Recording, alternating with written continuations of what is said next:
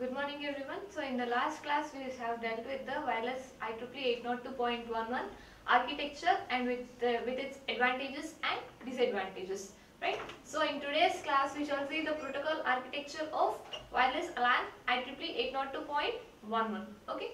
So if we consider this picture, the access point is a terminal which is going to provide the signals in the form of radio waves, right? So this mobile terminal is going to have the signals in a wireless medium, and if you consider these things, these are going to have the signals with respect to wired architecture.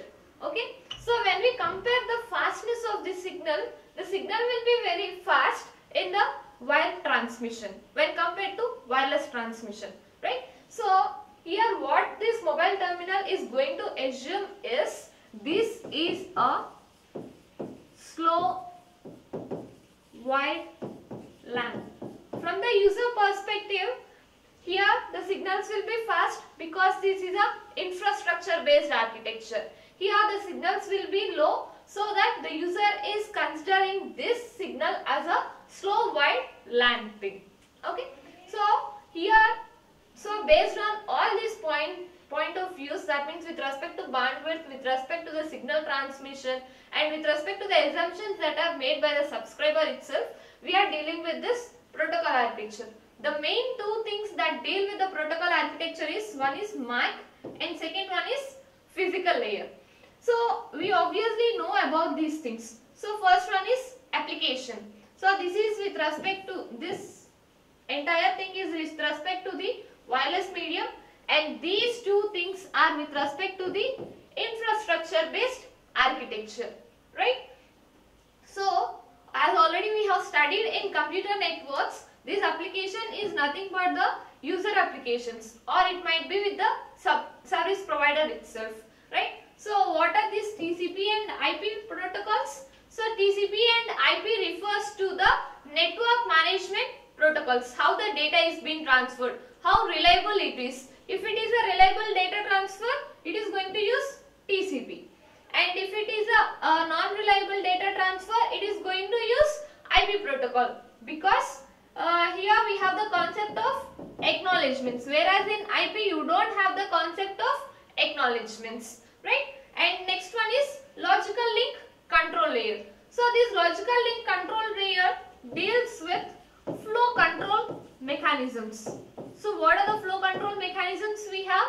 So one is selective repeat, automatic repeat request, go back, and so based on these mechanisms, it is going to decide whether the data retransmission needs to take place or not, or whether it is a corrupted data. Okay, based on all these things, it is going to identify whether any flow control mechanism is needed or not. Okay. So here we are going to see basically on these two things. One is MAC layer and second one is the physical layer. Okay. And next coming to the, so as I already told you, we are going to deal with the MAC and physical layer. The protocol architecture of these contains two things. One is with respect to physical layer and second one is with respect to the data link control layer. Okay. So DLC stands for data link control layer and PHY stands for physical layer. Okay.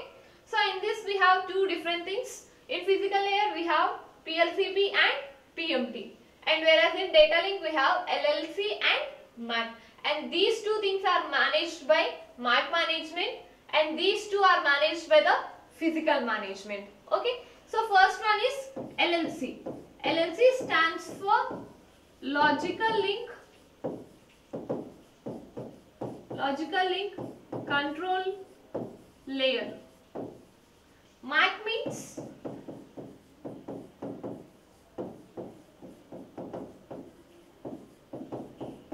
medium access control. PLCP means physical layer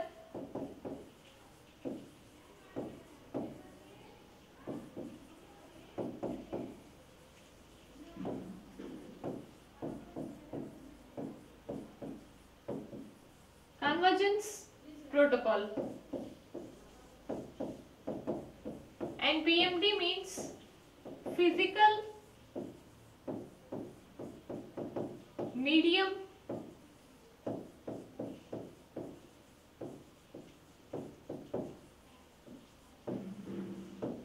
dependent layer.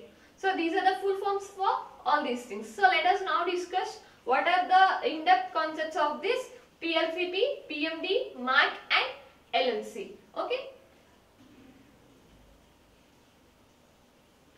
So the basic functionalities of the MAC are, so as we have already seen in this picture, the first layer is MAC. So I have already discussed with the LLC. So in LLC it is going to deal with the flow control mechanisms. Okay. And next one is MAC layer. So in MAC what it is happening? So the basic functionalities of MAC are medium access, fragmentation of user data and encryption. So why this medium access?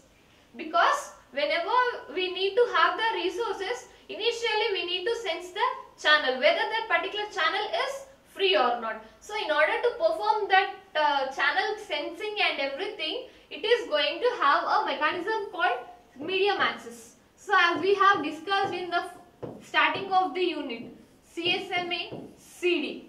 So by using that technique, it is going to identify whether the particular carrier signal is free or not.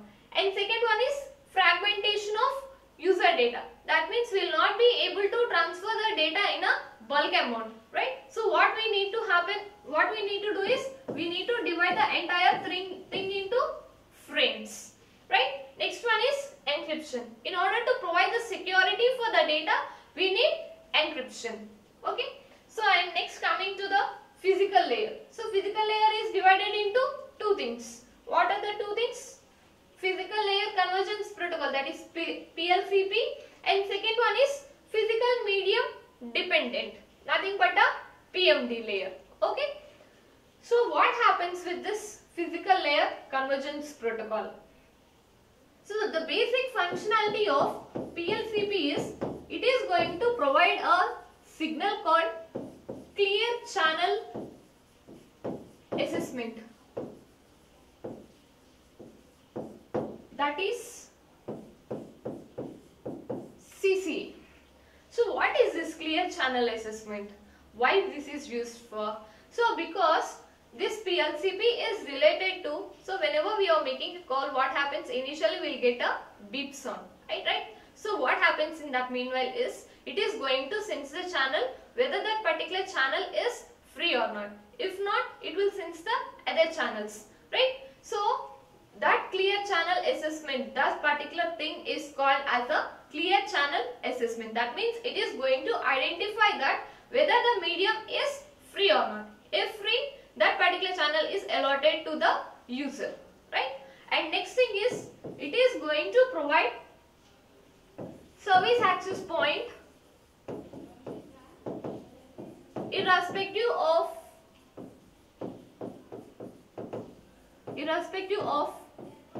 transmission technology, right? These are the two functionalities of the PLCP layer. And next one is PMD, physical medium dependent. Okay. So after that what we have?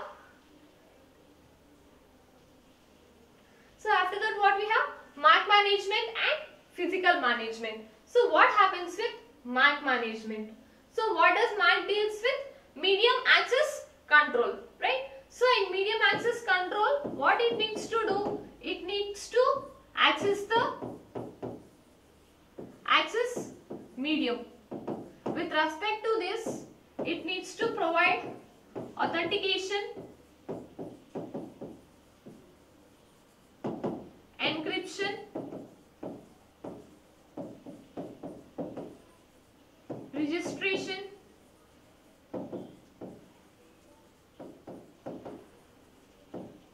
and next one is MIB maintenance. What is MIB?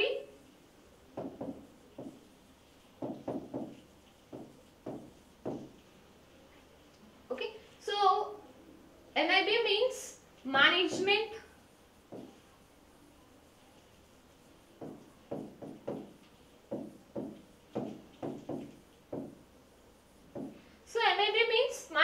information base. So what does this contain is, it is going to contain entities of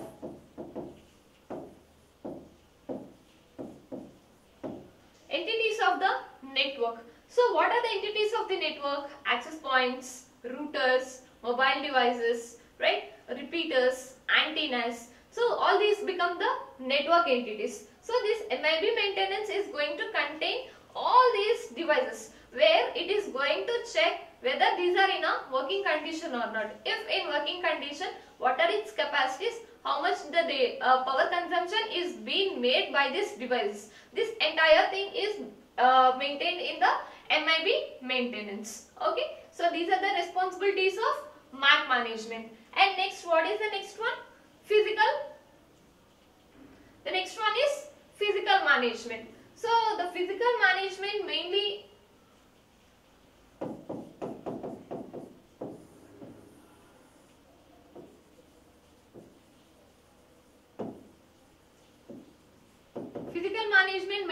deals with channel tuning and then encryption.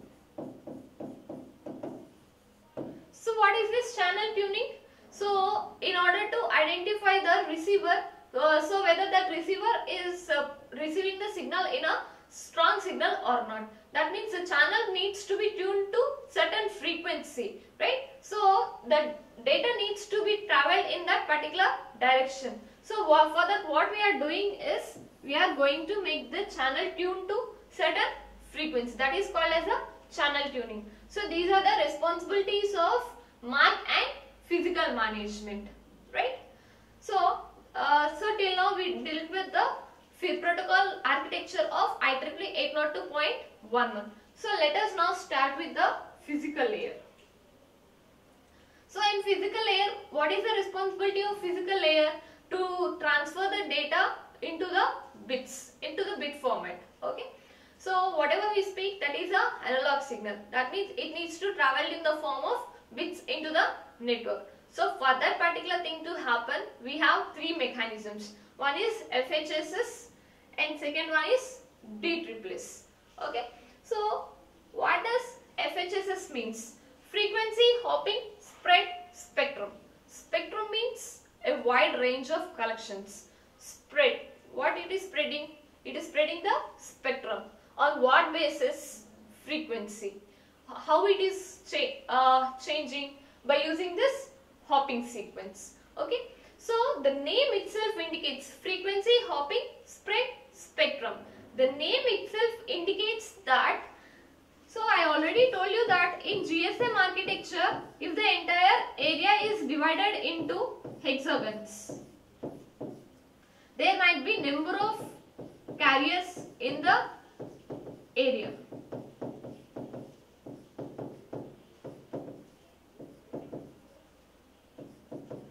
Right? So like this, there are number of frequency channels and carriers in this area. So what happens? This frequency can be used by some U1 to U10 and this frequency is used by U11 to U20 like that.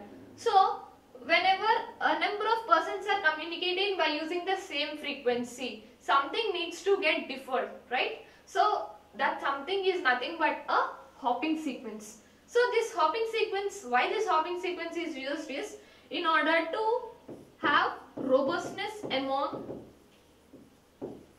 interference, and that means if a user is allotted with some 930 MHz channel, by using the hopping sequence might be some plus 0.5. So the next allotted channel for the user is 930.5 MHz.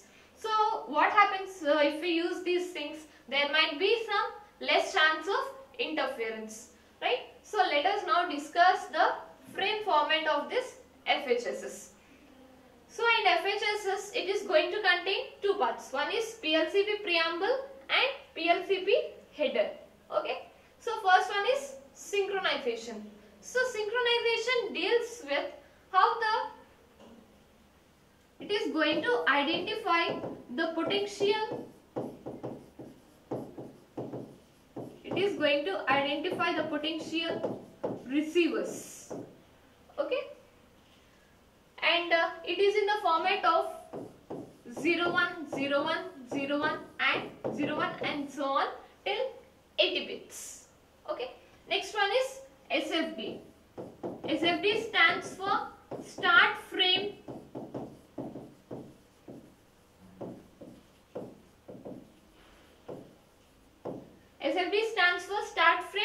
delimiter. So this indicates the starting of the frame. And next one is PLW. PLW means payload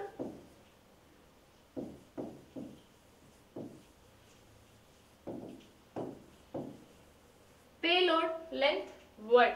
So this is of 12 bits. So whatever the data, how much amount of data we have been transmitting into the network by using with respect to that and by combining HEC. Okay. Header error check. So what is this header error check? So it is going to identify whether any part of the data is being modified or not. That means encryption is going to take place. So for that we are going to so the polynomial used for header error check is x power 16 plus x power 7 plus x power 5 plus 1. Okay. And next thing is PSF. So PSF stands for payload signaling field. Okay. So the signaling field is going to have three things. This signaling field is going to offer the capacity of data rates. At what rate the data is being transferred into the network. If it is all zeros, it is going to transmit with 1 bit per second. If it is 0010, it is going to transfer in 2 megabit per second. If it is all ones, it is going to transfer with a data rate of 8.5 megabit per second. Okay. So this is the overall header structure for FHSS, and payload is a data part. Whatever the data we are transmitting into the network, that data part is indicated in the payload field, right? So the next technique in this physical layer is DSSS. So DSSS stands for discrete sequence spread spectrum. So this mainly thing is with respect to code.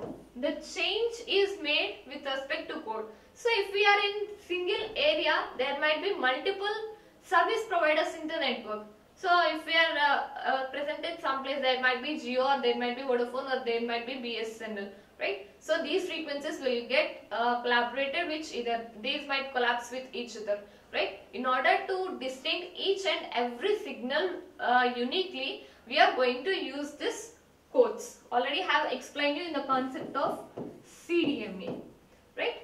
So what happens with CDMA? So there we are going to use the two properties. One is orthogonality and second one is autocorrelation. So autocorrelation means no two signals should correlate. So by using the Barker sequence, we are going to use this DSSS technique. So by using, in order to avoid the concept of interference, okay, so when compared to FHSS, this DSSS is more robust against interference. Okay, so by using these codes and by making the frequencies to divide among the multiple networks, we are getting into the concept of this discrete sequence spread spectrum. Okay, so the payload for this, the frame structure for this DSSS is, first one is synchronization, which is of 128 bits. So in synchronization, it is going to, it is of 128 bits, which is going to have gain setting and power detection by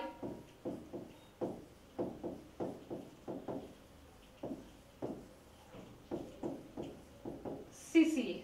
Okay, so power detection by CCA means, so I have already told you CCA means clear channel assessment. So what is the major power thing that that is taken for sensing the channel. So that power detection is taken care by this synchronization. And next one is start frame delimiter. So start frame delimiter indicates that it is the starting of the frame. And next one is signal. So signal indicates that how much data signal indicates that at what data rate the data is being transferred.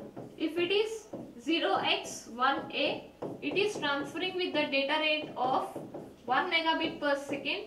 If it is 0x14, it is transferring with the data rate of 2 Mbps per second. Okay.